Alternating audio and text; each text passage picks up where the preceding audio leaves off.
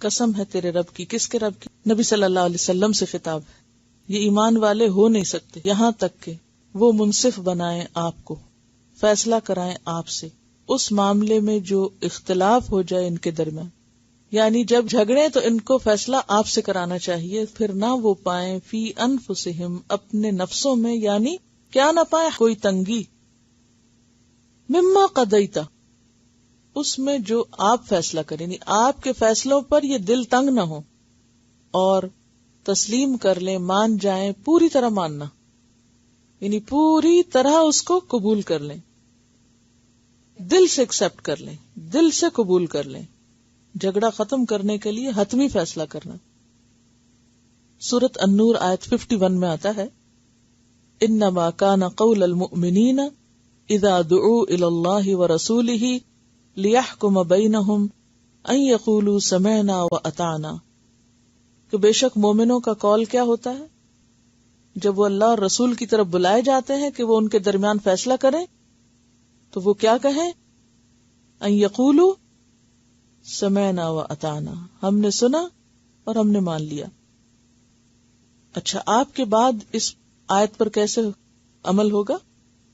سنت کی کوئی بات جب آپ پڑھیں، کوئی چیز جو آپ کے قول یا عمل سے ثابت ہو، کوئی چیز جو آپ کے قول یا عمل سے ثابت ہو، ضعیف کی بات میں نہیں کرتی، جو ثابت ہو،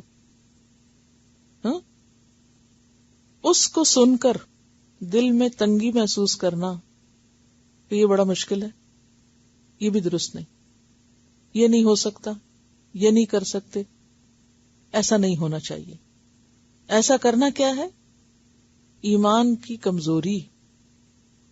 اچھا، اسی طرح آپ صلی اللہ علیہ وسلم نے جو رخصتیں دی ہیں، یہ نہیں کہ صرف حکم ماننا، بلکہ آپ نے جو رخصتیں دی ہیں ان رخصتوں کو قبول کرنا بھی ضروری ہے.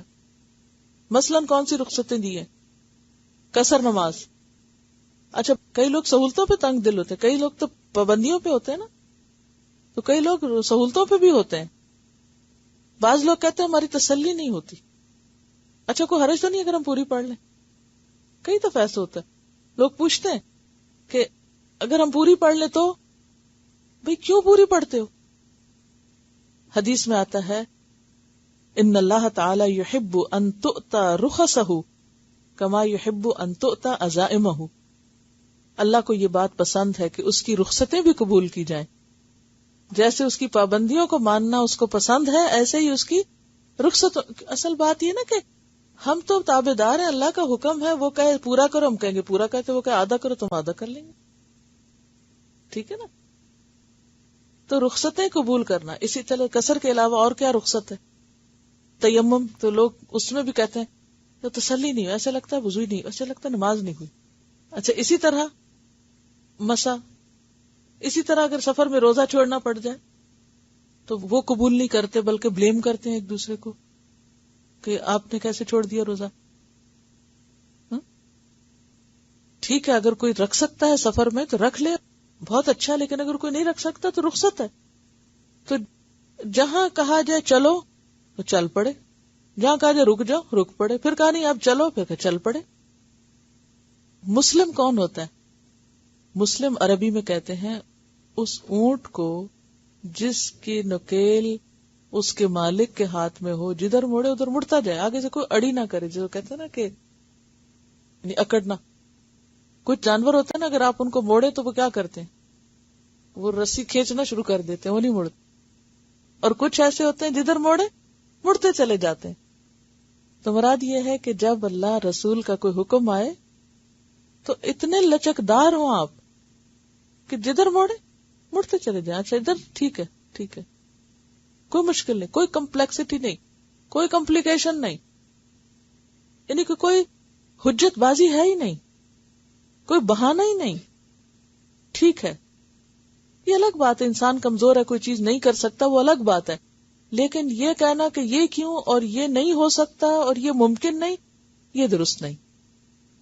لوگ مومن ہی نہیں ہو سکتے جب تک کہ اپنے جھگڑوں میں، اختلافات میں آپ کو منصف نہ بنائیں. پھر آپ کے فیصلے کو سامنے پا کر، خواہ وہ کسی جھگڑے میں ہو یا ویسے بھی عام زندگی میں جو آپ نے چیزیں طے کر دی، قضیتا کا مطلب ہوتا ہے طے کر دینا. اس میں اپنے دل میں کوئی رکاوٹ نہ پائیں، کوئی تنگی نہ پائیں، اور پوری طرح مان جائیں. یسلم تسلیما، مسلم بن جائیں. نبی صلی اللہ علیہ وسلم نے فرمایا کوئی شخص اس وقت تک مومن نہیں ہو سکتا جب تک کہ اپنی خواہشات کو اس چیز کے تابع نہ کر دے جو میں لے کر آیا ہوں. تو جھگڑے کے موقع پر خاص طور پر نبی صلی اللہ علیہ وسلم کی رہنمائی قبول کرنا، یہی دراصل آپ کو ماننا ہے، خواہ وہ فیصلہ اپنے ذوق کے مطابق نہ بھی ہو، اپنے ذوق کے خلاف بھی ہو.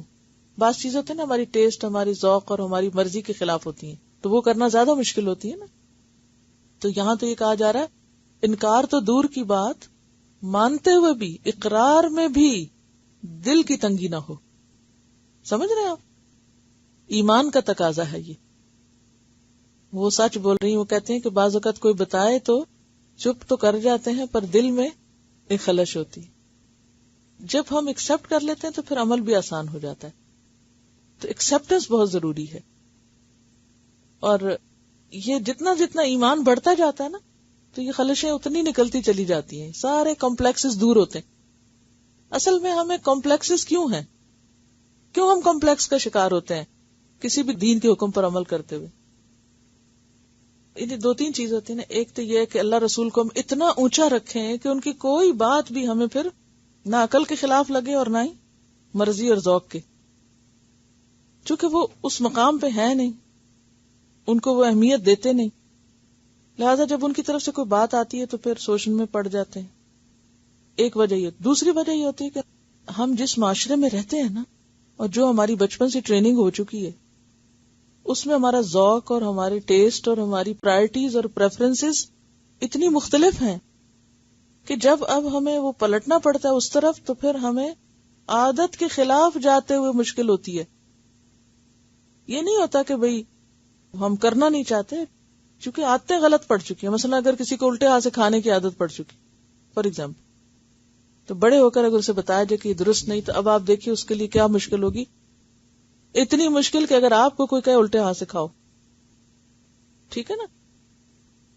تو بات یہ ہے کہ عادتیں ہماری ایسی ہو جاتی ہیں کہ ان کے خلاف جانا یا ذوق کے خلاف جانا یا مرضی کے خلاف جانا یا کنوینئنس کے خلاف جانا وہ مشکل لگتا ہے. تو اب بات یہ ہے کہ جو انہوں نے طے کر دیا کہ یہ رستہ ادھر سے جاتا ہے، سیدھا ادھر جانا پڑے گا. بعض اوقات آپ جیسے گاڑی چلاتے ہیں تو کچھ روڈز آپ کو بہت اچھی لگتی ہیں اور کچھ روڈز پہ جانا مشکل لگتا ہے.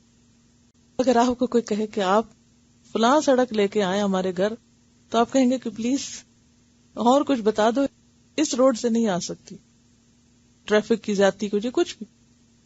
تو وہ ایک طبیعت پہ بھاری ہوتی ہے نا. کہیں گاڑی چلانا بہت آسان ہوتا ہے، کہیں مشکل ہوتا ہے.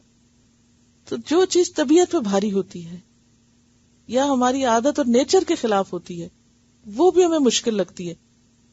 لیکن یہاں پر کیا کہا گیا کہ ایمان کا تقاضا ہے کہ چاہے عادت کے خلاف ہو، چاہے کلچر کے، چاہے ذوق کے، چاہے پسند کے، چاہے کسی کے بھی، سمعنا اطعنا، no problem. No problem personality بننے.